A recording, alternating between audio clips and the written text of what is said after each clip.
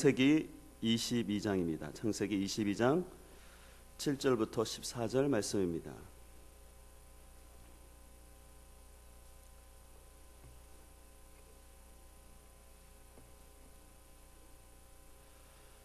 창세기 22장 7절부터 14절까지의 말씀, 우리 한 절씩 교독하겠습니다. 제가 7절 읽고 우리 여러분이 다음 8절 읽으시기 바랍니다. 이삭이 그 아버지 아브라함에게 말하 이르되 내 아버지 하니 그가 이르되 내 아들아 내가 여기 있노라. 이삭이 이르되 불과 나무는 있거니와 번제할 어린 양은 어디 있나이까.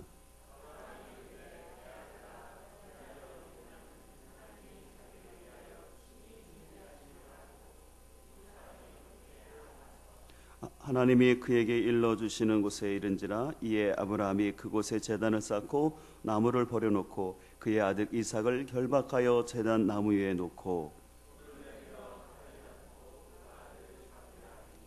여호와의 사자가 하늘에서부터 그를 불러 이르시되 아브라함아 아브라함아 하시는지라. 아브라함이 이르시되 이르되 내가 여기 있나이다 하매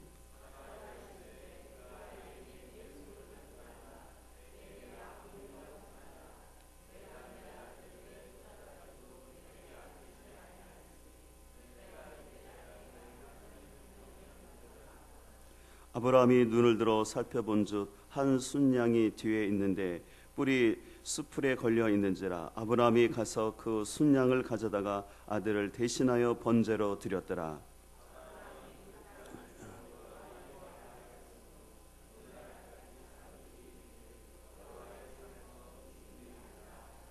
아멘. 네. 잠깐 우리 좀 선물을 좀 준비해서 드리려고 하는데요. 우리 새벽기도에 나오시는 분 중에서 제일 멀리서 오시는 분이 누구시죠? 제일 멀리서 오시는 분. 네, 오정기 지사님. 네, 우리 오정기 지사님 한 40분 걸리나요? 40분. 네, 저 청주에서 하루 종일 아주 이렇게 오시는데 우리 오정기 지사님 너무 제일 멀리 오시는 분 중에서 기름값을 좀 교회에서 전달하겠습니다. 우리 박수 한번 해주시고 나중에 우리 오정희 사님 너무 실은 쉬운 거리가 아니죠. 또 하루 종일 운전하시고 일하시고 애쓰시는데 우리 오정희 지사님뿐만 아니라 또 우리 많은 지사님들 수고하고 애쓰시는데 하나님께서 분명히 기억하시고 하나님이 꼼꼼히 챙겨주실 줄 믿습니다. 우리 같이 인사하실까요? 하나님이 꼼꼼히 챙겨주실 것입니다.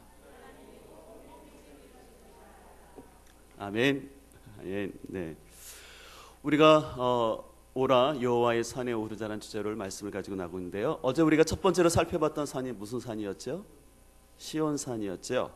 자, 오늘은 이제 그 두 번째 산으로서 모리아 산을 좀 살펴보려고 하는데요. 여러분들이 성경을 보다 보면은 이 이스라엘 지명이 굉장히 익숙지가 않아요. 특별히 오늘 함께 살펴볼 이 모리아 산 역시도요. 바로 시온산 옆에 있어요. 그래서 많은 사람들이 이 시온산과 모리아산을 거의 같은 장소로 생각하는 경우도 종종 있는데, 다시 한번 지도를 좀 보여드릴게요. 지도 도형 좀 보여주세요. 어제 말씀드린 것처럼 우리가 살펴본 산이 이 시온산이고요. 그리고 모리아산은 바로 위에 있어요. 여러분들이 이렇게 보니까 먼 거리처럼 보이지만 실제로는요 굉장히 가까워요. 그래서 바로 그 옆에가 이 모리아산, 북쪽으로 이스라엘 지도상 북쪽에 있어요. 그래서 이제 여러분들이 예루살렘 성전이 어디에 세워지냐면 실은 이 모리아산에 성전이 세워지는데, 근데 성전이라는 것은 그냥 성전만 딸랑 있는 게 아니라 그 주변에 당연히 성곽 같은 게 있겠죠. 그래서 여러분들이 실은 성전이 어느 때는 모리아산에 세워진 걸로 되어 있지만 또 시온산에 성전이 세워졌다고 표현이 되는 거예요. 그 다음 지도를 보면 더 알 수 있는데요. 그 다음 지도를 보여주시면 이게 그 모형도예요. 구약 시대의 성전의 모형도인데요. 지금 여기 보이는 부분, 여기가 바로 성전이 있는 부분인데 바로 이 성전이 모리아산이 여기를 말하는 거고요. 우리 어제 살펴볼 때 시온산, 다윗성이라고 그랬죠. 이게 다이성이에요. 이렇게 구분되어 있어요. 그래서 이쪽 지역을 이렇게 시온산이라고 이렇게 이해하시면 되겠고, 또 좀 더 구체적으로는 여기가 모리아산. 그래서 북쪽과 남쪽에 이래서 실은 이렇게 이 경계가 거의 넓게 보이세요. 그러나 분명히 성경에서는 시온산도 있고 이렇게 모리아산도 이렇게 구분되어 있다라고 여러분들이 이해하시면 되겠어요. 자, 그 상태에서 같이 말씀을 오늘 볼 텐데요. 지금 여러분들이 지금 모형들을 보셨겠지만요. 지금 그 이 모리아산에 바로 하나님께서 여기서 오늘 본문에 보는 것처럼 아브라함이 여기서 이삭을 번제로 드리게 되었고요. 그리고 여기에 여러분들이 지금 말씀드린 것처럼 예루살렘 성전이 세워졌습니다. 그럼 지금은 현재는 어떻게 됐냐면 그 성지순례 가보신 분들은 구경만 했을까요? 직접 들어가지는 못했어요. 황금 돔이라고 그래서요. 한번 다음 그림을 보면 저 사진 여러분들 아마 기억이 나실 텐데요. 황금 돔이란 이유는 뭐냐면 저거 노랗게 보이는 거 있죠? 이게 황금으로 되어 있어요. 그래서 저 지금 있는 자리가 예루살렘 성전 자리예요. 근데 지금 노랗게 된 부분 황금 돔이라고 불리는 저곳에 바로 아브라함이 오늘 본문에 나오는 이삭을 바쳤다라고 사람들은 전통에 의해서 얘기하고 있어요. 그래서 지금 보이는 게 저기 예루살렘 성전을 보이는 거예요. 그래서 저희가 지금 모리아산 위인 거죠. 자, 다음 또 사진을 보여주시면 저 황금돔 내부가 저렇게 돼 있어요. 황금돔에는 다른 게 있는 것이 아니라 저 바위 덩어리가 있어요. 저 바위가 뭐냐면 바로 이삭을 번제로 드렸던 곳이다라고 이제 유대교 사람들과 이슬람 사람들은 믿고 있어요. 근데 저 황금돔은 관할 지역이 이슬람이에요. 그렇기 때문에 못 들어가요. 유대인도 못 들어가고 일반 기독교인들도 거의 못 들어가고, 그래서 저 사진은 옛날에 그 사람들이 허락했었을 때 들어가서 찍은 사진들이고, 지금은 일반인들 못 들어갑니다. 모슬림 사람들이 완전히 저기들을 자기들의 성지로 생각하기 때문에 일반 사람들은 들어갈 수가 없어요. 그래서 어쨌든 저곳을 기반으로 해서 성전이 세워졌다라고 얘기를 하고 있습니다. 그래서 그 근거를 어디서 찾고 있냐면요, 구약성경 역대하 3장 1절에 보면 이렇게 되어 있어요. 앞에 우리 한번 자막을 보고 같이 읽겠습니다. 시작. 솔로몬이 예루살렘 모리아산에 여호와의 전 건축하기를 시작하니 그곳은 전에 여호와께서 그의 아버지 다윗에게 나타나신 곳이요 여보스 사람 오르난의 타작 마당에 다윗이 정한 곳이라. 예, 여기 보니까 솔로몬이 예루살렘 모리아 산에 그랬죠. 모리아 산에 어떻게 했어요? 여호와의 전을 건축했다 그랬어요. 그러니까 바로 예루살렘 성전을 거기다 건축했다라고 말하면서 또 그 전을 설명하기를 계속 자막을 보여주시겠어요? 그곳은 전에 여호와께서 그의 아버지 다윗에게 어떤 곳이다? 나타나신 곳이요 여보스 사람 오르난의 타작 마당에 다윗이 정한 곳이었다라고 말했죠. 우리가 어제 살펴봤죠. 그 여보스 사람이 살고 있는 그 시온 그 지역을 다윗이 공격해서 다윗성을 세웠다 그랬죠. 그래서 제가 아까 말한 넓은 개념으로 보면은 다윗성이고, 좀 더 이렇게 좁게 보면은 그 성전이 솔로몬 성전이 거기에 세워진 거다라고 여러분들이 좀 이렇게 이해를 하시면 좋겠습니다. 근데 그러면 하나님께서 왜 이스라엘에 많은 지형이 있었을 텐데, 장소가 있었었는데 왜 모리아 산에다가 성전을 짓게 했을까요? 여러분, 성전은 굉장히 중요한 것 아니겠습니까? 근데 하나님께서 아무런 곳에다 성전 짓게 할까요? 한 나라도요, 수도를 정하려면 그 나라에서 가장 의미가 있고 지형적으로 좋은 것.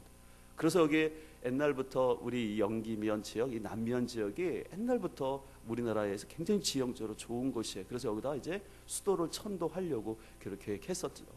자, 그 마찬가지로 하나님께서 그럼 왜 모리아 산에다가 하나님이 임재하시는 성전을 짓게 했느냐? 그 이유는 바로 이 모리아 산과 관련된 일 때문에 그러는데, 그것은 바로 이 모리아 산과 관련된 사람들이 순종의 사람들이었다라는 것입니다. 한번 따라하겠습니다. 순종의 사람들이었습니다. 자, 첫 번째로 모리아 산에서 순종한 사람은 누구일까요? 오늘 본문에 나온 것처럼 아브라함이었어요. 아브라함이 어떻게 했어요? 이삭을 바치라는 그 하나님 말씀 앞에 순종을 했어요. 그리고 이 모리아산과 또 관련된 사람이 다윗인데, 다윗은 어린 목동 시절부터 하나님 말씀 앞에, 아버지 말씀 앞에 참 순실하고 충실하게 살았던 사람이 다윗이었어요. 그래서 하나님께서는요, 아브라함의 순종이 있고 다윗의 순종이 있는 그곳을 귀하게 여기셔서 바로 거기다가 하나님의 성전을 짓도록 한 것이었습니다. 다시 말해서 하나님의 성전의 기초는 바로 순종에 기반하여서 세워진다는 것입니다. 이것을 우리 신앙생활에 적용한다면 우리 삶의 신앙생활의 출발도 어디서 시작되냐면 바로 순종에서 시작되는 줄 믿습니다.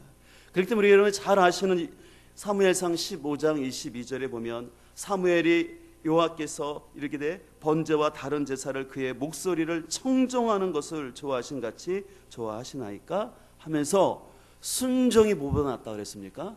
제사보다 낫고 하나님 말씀 듣는 것이 수양의 어떤 기름, 다시 말해서 어떤 돈이나 어떤 뭘 하는 것보다도 하나님 말씀 듣는 것이 더 귀하다라고 사무엘 선지자가 얘기하면서 저 얘기를 누구한테 했는지 아세요?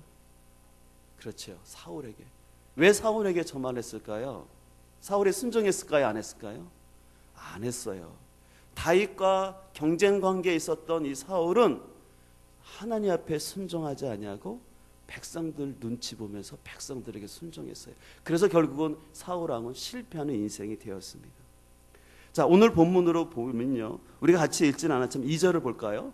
우리 2절, 우리 본문 2절 말씀을 우리 학생들만 한번 큰 목소리로 읽을까요? 2절입니다. 학생들만 시작.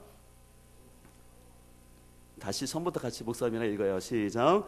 여호와께서 이르시되 내 아들 내 사랑하는 독자 이삭을 데리고 모리아 땅으로 가서 내가 내게 일러준 한 산 거기서 그를 뭘로 드리라고 그랬어요? 번제를 했죠. 우리 학생들 번제가 뭔지 아세요?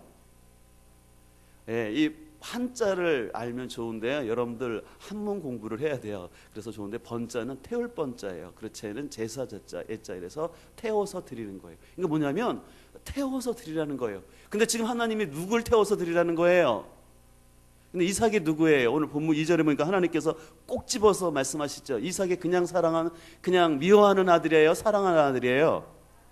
예, 사랑하던 아들인데 그 누구 아들이에요? 남의 집 아들이에요? 내 아들이에요?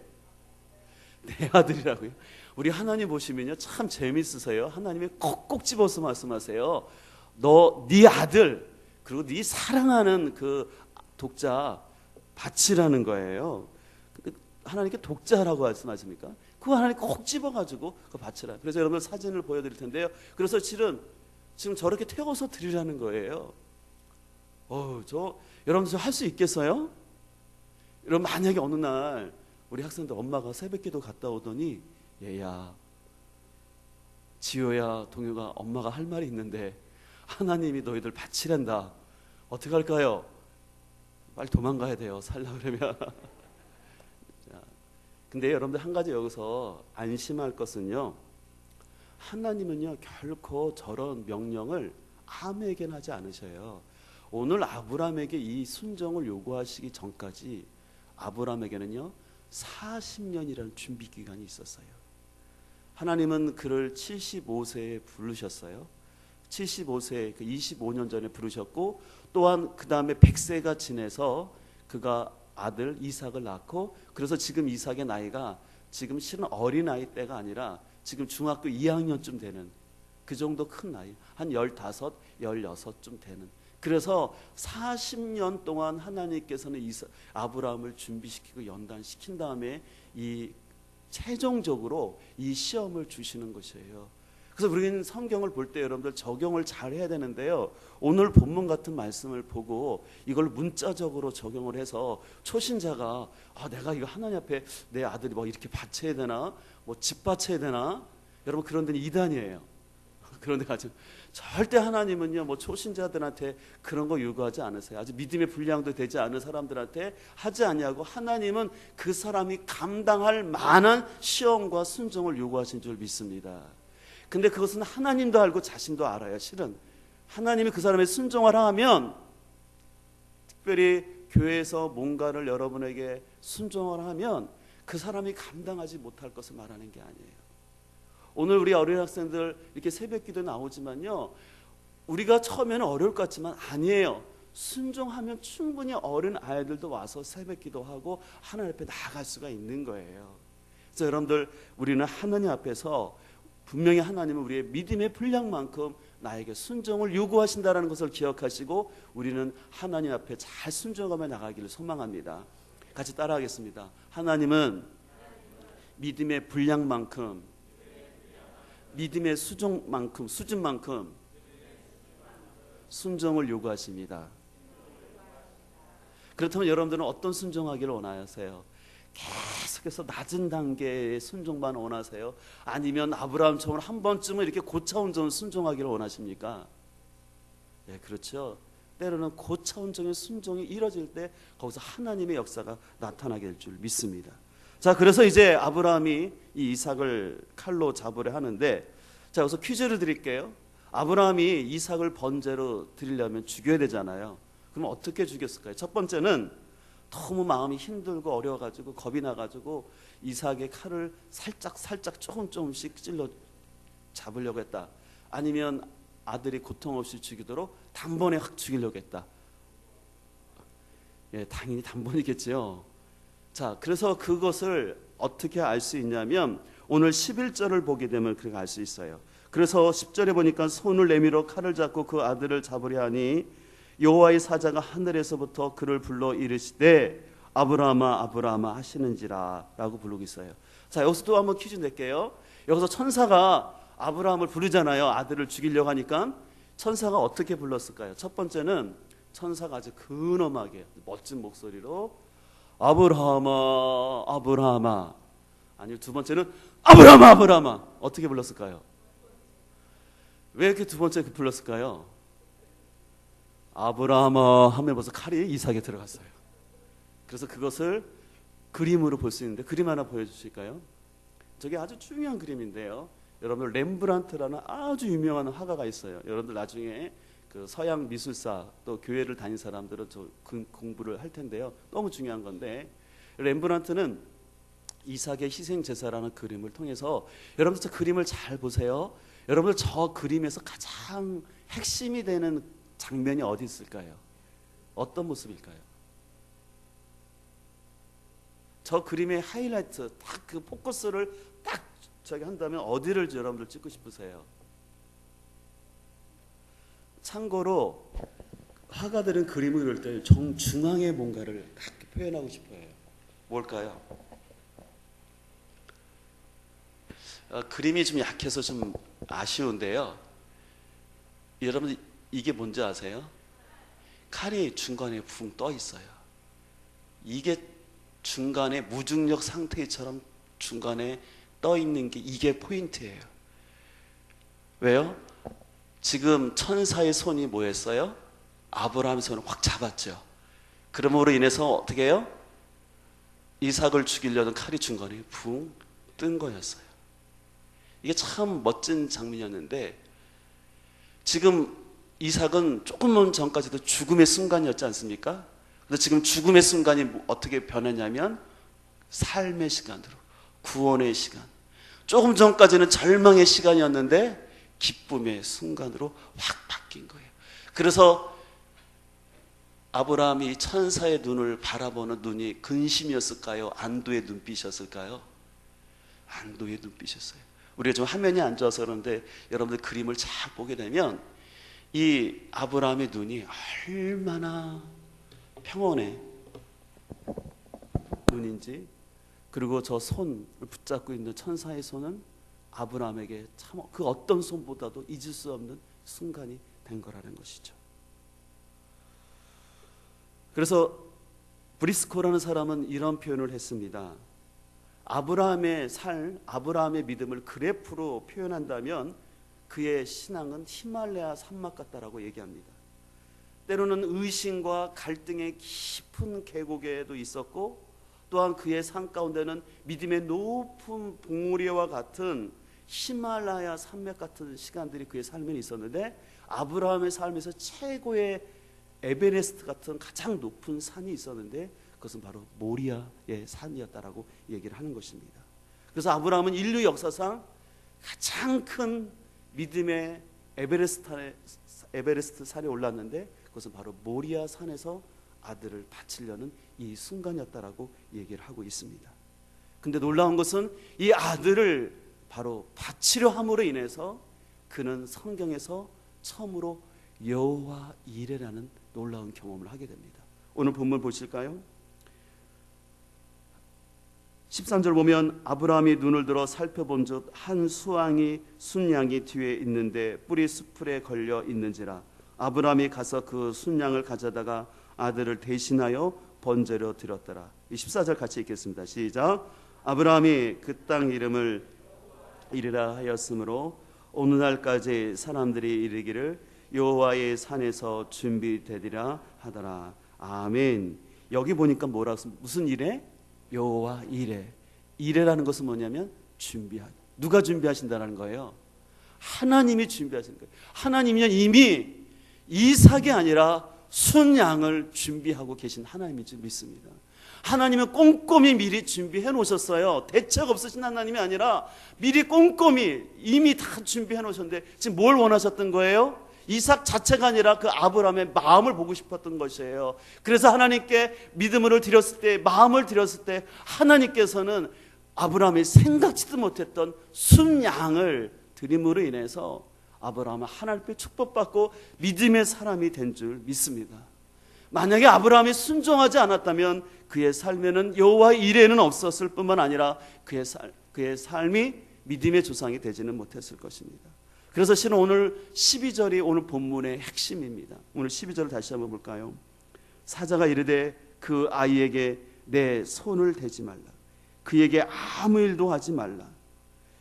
내가 내 아들 내 독자까지도 내게 아끼지 아니했으니. 자, 여기 내게는 누굽니까? 그렇죠. 하나님께 아끼지 아니하였으니 내가 하나님이 말하는 거예요. 이제야 여기서 내는 누구예요? 아브라함이죠.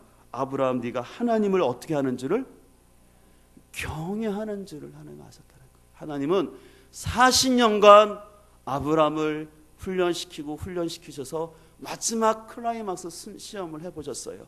그것을 통해서 그의 독자까지 아끼지 않는, 하나님보다 아들을 아끼지 않냐고 하나님을 의지하는, 그래서 하나님은 그를 뭐라냐면 이제 내가 하나님 경외하는 줄을 내가 알겠노라고 하나님은 그의 삶을 인정해 주시는 것입니다. 그래서요, 하나님을 경외하는 삶은 순종하는 삶입니다. 여러분, 하나님을 경외한다는 말을 추상적으로나 어렵게 생각할 것이 없어요.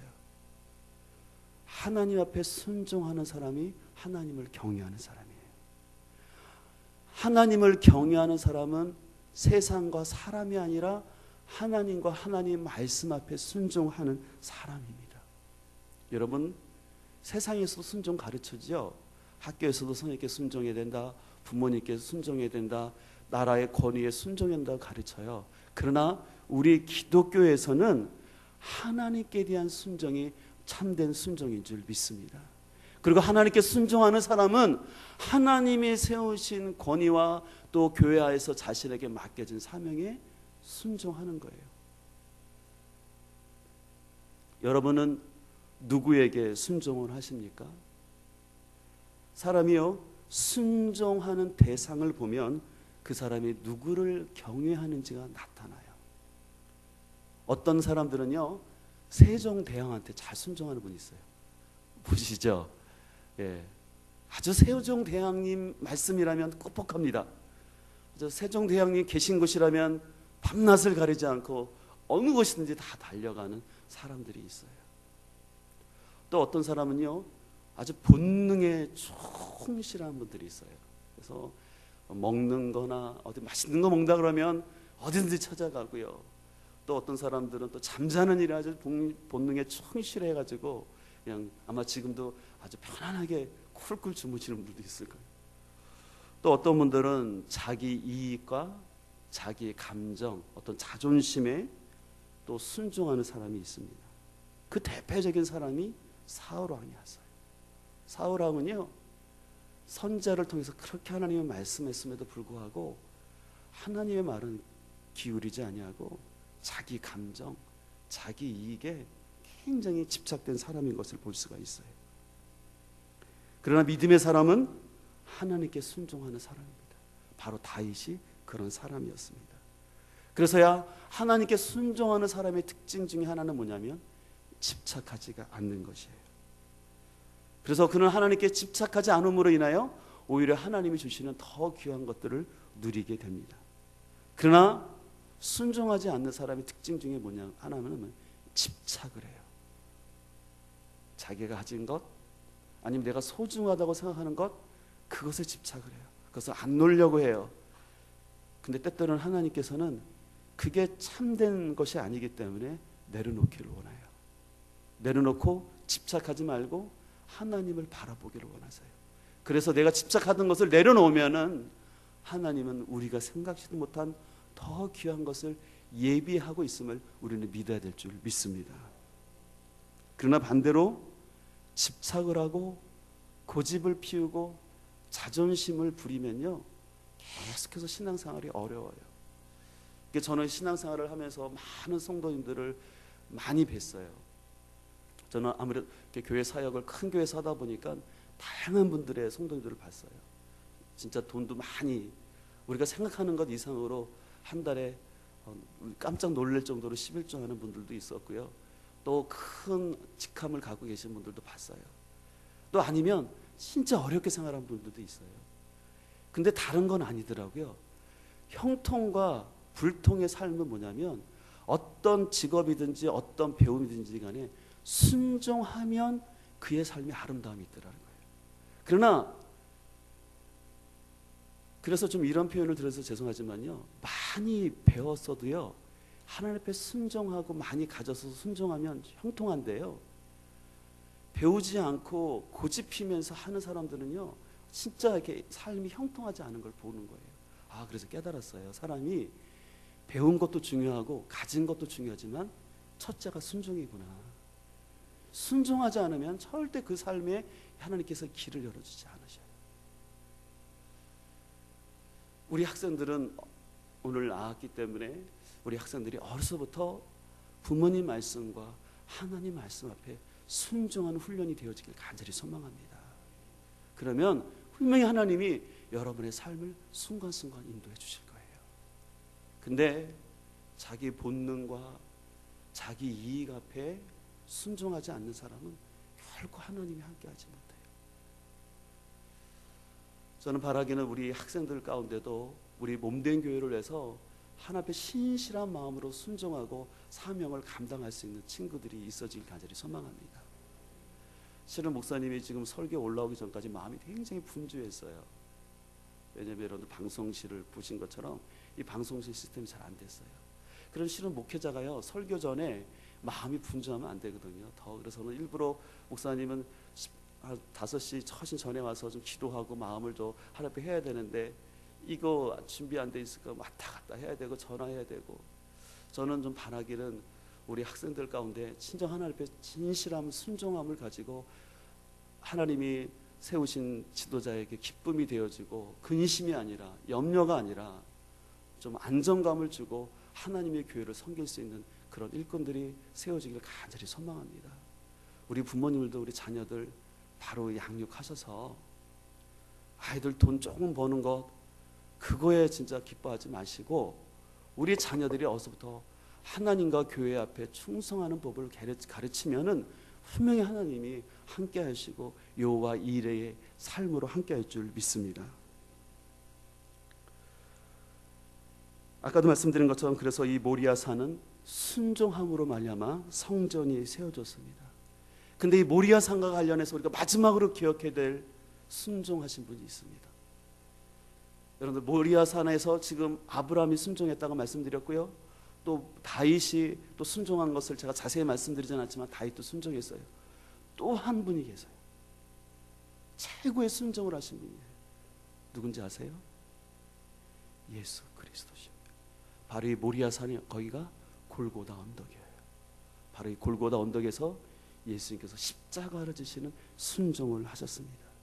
그래서 예수님이 십자가에서 피 흘려 죽으심으로 말미암아 새로운 성전이 세워진 줄 믿습니다. 그래서 더 이상 건물로서의 구약의 예루살렘에만 존재하는 성전이 아니라 예수 그리스도를 믿는 우리 모두는 예수님으로 인하여 성전이 된 줄 믿습니다. 그래서 고린도서 3장 16절, 요한복음 3장 16절도 중요하지만 고린도전서 3장 16절도 너무너무 중요해요. 3장 16절 기억하시고, 너희가 하나님의 성전인 것과 하나님의 성령이 너희 안에 거하는 것을 알지 못하니. 그렇습니다. 오늘 예수 그리스도를 믿는 우리가 성전이 된 줄 믿습니다. 그리고 우리 안에는, 여러분 안에는 바로 성령이 임하고 있다는 사실을 믿으시길 바랍니다. 그래서 우리가 더 이상 저 모리아산, 저 예루살렘 땅 가지 않을지라도 우리가 이미 벌써 하나님이 거하시는, 하나님이 함께 하시는 거룩한 성전 된 것, 그렇기 때문에 우리의 몸은 너무나 값지고 귀한 줄 믿습니다. 여러분들 기억하세요. 우리 학생들 기억하셔야 돼요. 여러분이 예수님을 믿는다면 여러분 안에 하나님이 거하시기 때문에 여러분은 너무나 거룩한 사람이라는 걸 기억하시길 바랍니다. 그래서 여러분이 거룩하기 때문에 우리 믿는 사람들은 죄를 지을 수가 없는 거예요. 음란한 걸 볼 수가 없는 거예요. 악한 것을 할 수가 없는 거예요. 왜요? 내 안에 거룩하신 성령님, 하나님이 거시는 이 거룩한 몸인데, 이 몸을 결코 죄 짓는 데거나 음란한데 이 몸을 버릴 수가 없는 것이에요. 왜냐면요, 여러분 안에는요 성령님이 계시기 때문에요, 성령님의 특징은요 죄를 싫어해요.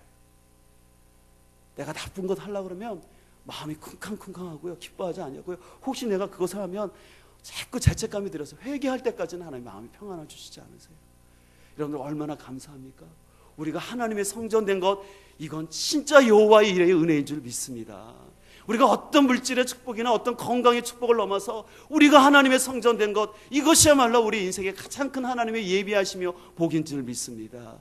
그래서 구약이나 신약이나 이 모든 성전이 순종을 통해서 이루어지듯이, 이제 성전된 우리에게 필요한 것은 모리아 산에서 순종의 역사가 일어난 것처럼 우리는 계속해서 하나님 앞에 순종하며 가는 길인 줄 믿습니다. 근데 죄송하지만 나는, 하나님께서 나를 하나님의 성전이라고 말씀하고 있지만 내 고집과 아집과 편견 속에 살아가면 성전의 기능이 안 돼요. 잘 이해하세요? 하나님은 여러분을, 우리를 성전이라고 말씀하시지만 성전에서는 하나님께 예배하고 하나님께 영광 돌리고 교제하는 삶이 이루어져야 되잖아요. 근데 문제는 그 성전 안에서 내 고집이 살아있으면 성전된 역할이 되지 않는다라는 거예요. 겉만 성전처럼 살려서는 안 되고 우리의 진정한 삶 자체가 주님 앞에 순종하는 삶을 살아야 할 줄 믿습니다. 그래서 우리는 오늘 우리 자신을 이 모리아산과 같이 생각해 보면서, 모리아산에 순종하는 사람들, 아브라함, 다윗, 예수님을 인하여서 그곳에 성전이 세워졌고 이제 우리가 성전 되었다면 우리도 그런 믿음의 사람들처럼 순종의 삶을 살아야 할 줄 믿습니다. 그 가운데 중요한 것은 내 고집이나 내 아집은 무엇인지, 내가 불순종하고 있는 것은 무엇인지를 생각해 봐야 됩니다. 그래서 오늘 이 시간 우리가 기도하기 원하는 것은 두 가지를 기도했으면 좋겠어요. 우리 이제 고개 숙이고 함께 기도하길 원합니다. 첫 번째는 우리의 순종의 대상을 잘 생각해 봤으면 좋겠습니다. 여러분은 어떤 대상에 순종을 하시나요? 어떤 세상적인 물질이나 아니면 내 본능, 아니면 하나님 말씀에 순종하고 계신가요? 그래서 여러분들이 난 누구에게 순종하고 있는지를 잘 분별했으면 좋겠고요. 또 하나님 앞에 기도하기 원하는 것은 혹시 내가 지금 집착하거나 고집 부리고 있는 것은 없는지, 좀 성령님께서, 하나님께서 나에게 이런 것 순종하라고 자꾸 말씀하고 계시는데, 환경을 통해서, 성령님을 통해서 말씀하고 계시는데 내 자존심과 내 이익 때문에 불순종하고 있지 않은 건 없는지 우리 살펴보면서, 우리가 어렵지만 내가 순종하면 여호와의 일에 은혜가 있는 줄 믿습니다. 이 시간 함께 우리 주여 한번 부르고 기도할 때, 주여 나로 하여금 순종의 사람 되게 해주시고 나로 하여금 모리아 산에 쓰는 은혜를 베풀어 주시옵소서. 그래서 성전된 믿음의 삶을 온전히 감당케 하여 주시옵소서. 우리 주여 한번 부르고 간절히 기도하도록 하겠습니다. 주여